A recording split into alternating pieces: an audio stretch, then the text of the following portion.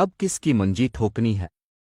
شہباز گل کی ہسپتال سے آنے والی ویڈیوز نے سب کو افسردہ کیا ہے، ان کے مخالفین خوش ہیں۔ رعایت گل صاحب نے بھی کسی کے ساتھ روا نہیں رکھی تھی، رعایت اب ان کے مخالفین بھی نہیں کر رہے، لیکن جب کوئی بندہ تکلیف میں ہو تو اس کو تانے مارنے چاہیے، ہمدردی کے چند بول نہیں بول سکتے تو چپ رہنا چاہیے۔ میں اگر کبھی ہمدردی نہیں دکھا پایا تو کوشش کی کہ اپنے کالموہیٹوٹس ٹی وی شوز میں تانوں ان کے زخموں پر نمک چھڑکنے کا کام بھی نہ کروں۔ اب یقین کریں کہ ان کے لیے دعا کی کہ اللہ انہیں اس مشکل سے نکال اور ہمیں خود اس طرح کے سلوک اور اذیت سے بچا، ہم پر رحم فرما۔ شاید پہلے میں بھی اینٹ کا جواب پتھر سے دینے پر یقین رکھتا تھا، لیکن پھر کرما کے بارے میں پڑھا کہ اگر آپ دوسروں کے ساتھ اچھا سلوک کرتے ہیں تو وہ نیکی آپ کی طرف پلٹ کر آتی ہے، اگر آپ دوسروں کے ساتھ برا کرتے ہیں تو وہ برائی بھی آپ کی طرف لوٹ کر آتی ہے۔ کرما کہتا ہے اب دوسروں سے انتقام انہیں نقصان پہنچانے والی سوچ سے باہر نکل جائے۔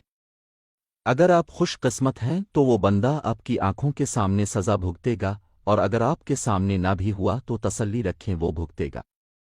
اب خود کو نہ جلائیں، نہ اپنی راتوں کی نیندیں خراب کریں۔ میں خود اب بہت احتیاط کرتا ہوں کہ میرے کسی ایکشن سے کسی کے خلاف کچھ برا تو نہیں ہو رہا جسے میں اپنی بہت بڑی کارکردگی سمجھ رہا ہوں۔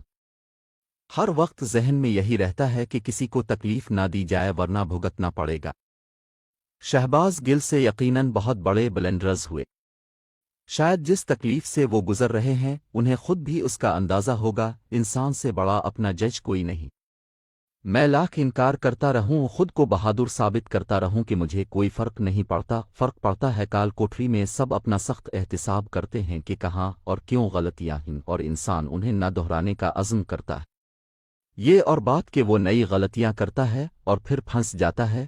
اس وقت پی ٹی آئی کے حامیوں پر مشکل وقت آیا ہوا ہے اور ان کا مذاق نواز لیگ کے حامی اڑا رہے ہیں۔ کچھ عرصہ قبل یہی پی ٹی آئی کے لوگ نواز لیگ اور پی پی پر مشکل وقت کو انصاف اور احتساب کہہ کر پکارتے تھے۔ اس وقت دنیا جہاں کے مذاق اور گالی گلوہ کی جاتی تھی۔ خود عمران خان کو اس وقت اپنے مخالفوں سے نمٹنے کے لیے سعودی، چینی اور روسی نظام کے تحت وہاں کے حکمرانوں کو ملے ہوئے بے پناہ اختیارات درکار تھے۔ ان کا خیال تھا کہ ان کے پاس وہ پاورز ہونی چاہئیں کہ جسے چاہیں لٹکا دیں اور کوئی پوچھنے والا نہ ہو۔ اگر عدالتوں نے ان کے سیاسی مخالفوں کو ریلیف دیا بھی تو انہوں نے عدالتوں پر چڑھائی کر دی، وہ بار بار انہی عدالتوں پر حملہ آور ہوتے رہے جو آج ان کے پارٹی کے لوگوں کو مشکل وقت میں ریلیف دے رہی ہے۔ اس وقت یہی عدالتیں تحریک انصاف کے حامیوں کو بری لگتی تھیں۔ اس وقت کہا جاتا تھا کہ پاکستان میں 5000 بندے کو لٹکا دیا جائے، گولی مار دی جائے تو مت ٹھیک ہو جائے گا۔ یقیناً جب پی ٹی آئی کے وزیر 5000 لوگوں کو مارنے کی بات کرتے تھے تو ان میں ان کی اپنی پارٹی حکومت کے لوگ شامل نہیں تھے، مگر 6 ماہ میں سب کچھ بدل گیا ہے۔ وہی پی ٹی آئی جو مخالفوں کے لیے دہشت کی علامت تھی آج خود خوفزدہ ہے۔ وہی بات کے وقت بدلتے دیر نہیں لگتی، ہوا کسی کی نہیں ہوتی، اس کا رخ کسی وقت بھی بدل سکتا ہے، سرد ہوا کسی وقت گرم بھی ہو سکتی ہے، لیکن حکمران کوئی بھی ہوں وہ یہ بات نہیں سمجھتے۔ نہ عمران خان وزیر اعظم بن کر سمجھ سکے اور نہ ہی اس وقت شہباز شریف سمجھیں گے۔ اگر حکمران جماعت میں کسی کو احساس ہوا ہے کہ یہ سب غلط ہو رہا ہے تو وہ سعد رفیق ہیں، جنہوں نے اسمبلی میں ایک اچھی تقریر کی ہے کہ جو کچھ ہو رہا ہے وہ نہیں ہونا چاہیے۔ پہلے ہم جیل جاتے تھے، اب بھیجے جاتے تھے، مخالف پارٹی خوش ہوتی تھی، لیکن سعد رفیق کا کہنا تھا کہ وہ ہرگز خوش نہیں ہے۔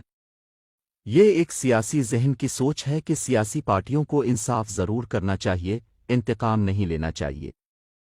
پاکستانی تاریخ میں ایسی انتقامی کارروائیاں عام ہیں۔ کون سا دور ہے جس میں مخالفین کا حشر نشر نہ کیا گیا؟ ایوب خان کے دور میں governor Nawab of Kala Bagh کی داستانیں شاید آج کی نسل نہ جانتی ہو کہ ان کے دور میں مخالفین کے ساتھ کیا سلوک ہوتا تھا۔ بھٹو صاحب کا دور بھی سیاسی مخالفین کے لیے بدترین تھا۔ کون سا سیاسی مخالف تھا جسے انہوں نے جیل میں نہ ڈالا اور ان کے ساتھ برا سلوک نہ کیا گیا؟ لیکن ان کے افسوسناک انجام کی وجہ سے ان کے دور کی یہ بدترین مثالیں اب بہت پیچھے رہ گئی ہیں۔ ضیاء الحق نے تو سب حدیں کراس کیں، اور جہاں بھٹو کو پھانسی لگائی وہیں انہوں نے پیپلز پارٹی کے ورکرز کو بھی پھانسیاں لگائیں۔ شاہی قلعے کے عقوبت خانوں میں کئی جوانیاں ختم ہو گئیں، صحافیوں کو کوڑے مارے گئے۔ یہ بدترین دور تھا جو سب نے بھگتا۔ बेनज़ीर भुट्टो वज़ीर आज़म बने तो नवाज शरीफ ख़ानदान को निशाने पर रख लिया तो जवाबाज शरीफ ख़ानदान ने जजों को फ़ोन करके ज़रदारी और बेनज़ीर को सज़ाएं दिलवाईं। इमरान खान जब शरीफ ख़ानदान के ख़िलाफ़ उभरे तो उनके ख़िलाफ़ बदतरीन मीडिया कैंपेन शुरू कराई गई। उनकी बीवी जमायमा खान और उनकी सास मिसेस गोल्ड समित पर मुकदमे दर्ज कराए गए।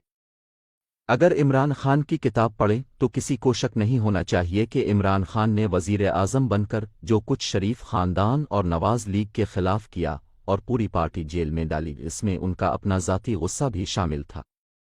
मुशर्रफ दौर में भी यही कुछ हुआ जब सियासतदानों को जेलों में डालकर उन्हें मुशर्रफ के साथ मिलाया गया। बिलाशुबा सियासतदानों की करप्शन और लूट मार अपनी जगह थी, लेकिन अगर वो करप्ट थे तो सब मुशर्रफ की हुकूमत में वज़ीर कैसे लग गए? मतलब इशू करप्शन नहीं था।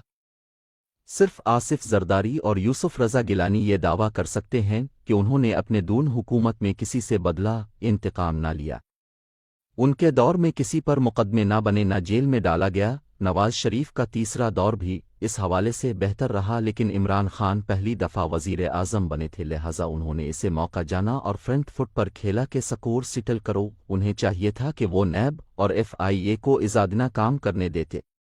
DG FIA बशीर मेमन को रोज़ वज़ीर आज़म ऑफिस बुलाकर सियासतदानों और सहाफ़ियों की फहरिस्तें न देते कि उन्हें दहशतगर्दी या गद्दारी के मुकदमात बनाकर गिरफ्तार करो। ये तो बशीर मेमन था जो डट गया, वरना FIA का सरबराह तो नौकरी के लिए सब कुछ करता है। इमरान खान भी इस माइंड सीट का शिकार हुए जो भुट्टो साहिब का अपने आखिरी दिनों में बन गया था कि मैं जो चाहूँ करूँगा, इदारे मेरे साथ है। भुट्टो साहिब यही समझ बैठे थे कि फ़ौज के पास उनके अलावा क्या ऑप्शन है। इमरान खान भी यही समझते और बोलते थे कि मेरे अलावा क्या ऑप्शन है। उगलू ने भुट्टो साहिब के अलावा भी अच्छा बुरा ऑप्शन ढूंढ लिया और इमरान खान का भी ढूंढ लिया। हम खुद को नाज़ समझने वाले भूल जाते हैं कि हुक्मरानी आजमाइश होती है, इनाम नहीं। ये बात ना भुट्टो को समझ आई, ना इमरान खान को, और ना अब शहबाज शरीफ को समझ आएगी। हम सब के अपने अपने जालिम और अपने मजलूम हैं। पहले इमरान खान को साथ मिलाकर नवाज लीग की मुंजी ठोकी गई, अब नवाज लीग को साथ मिलाकर इमरान खान के साथ वही सलूक किया जा रहा है।